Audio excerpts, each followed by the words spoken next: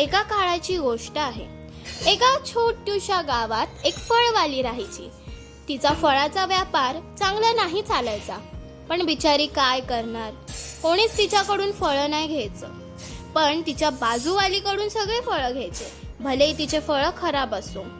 तर तिने एके दिवशी परत फळं विकण्याचा निर्णय घेतला.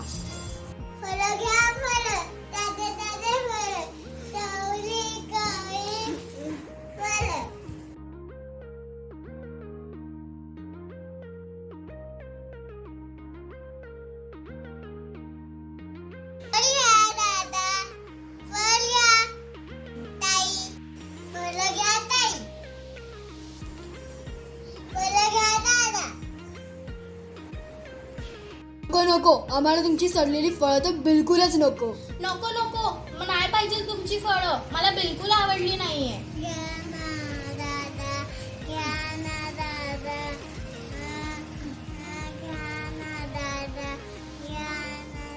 नको आम्हाला.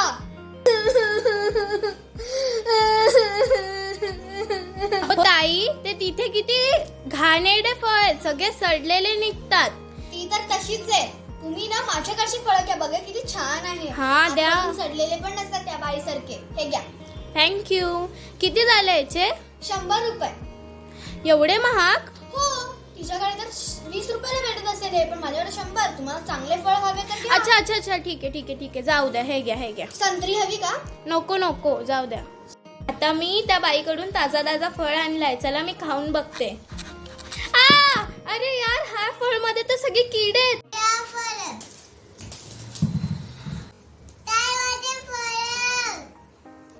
मला तुमच्या फळांची कदर नाहीये. तुमच्यापेक्षा तर माझ्याकडे जास्त चांगल्याच पटीने फळं येतात. जास्त बोलू नका.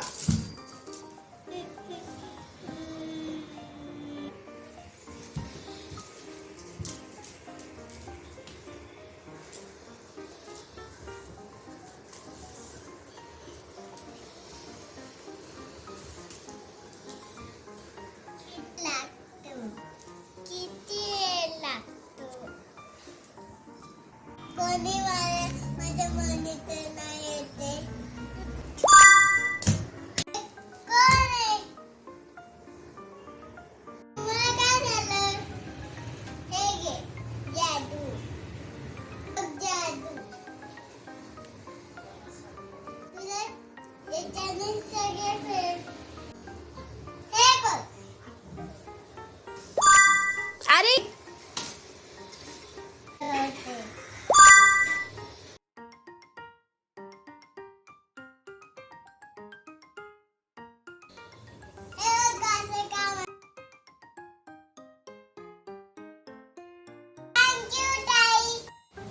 फॅरीच्या या आशीर्वादामुळे त्या फळवालीचा व्यापार खूप जास्त छान पटीने चालू लागला.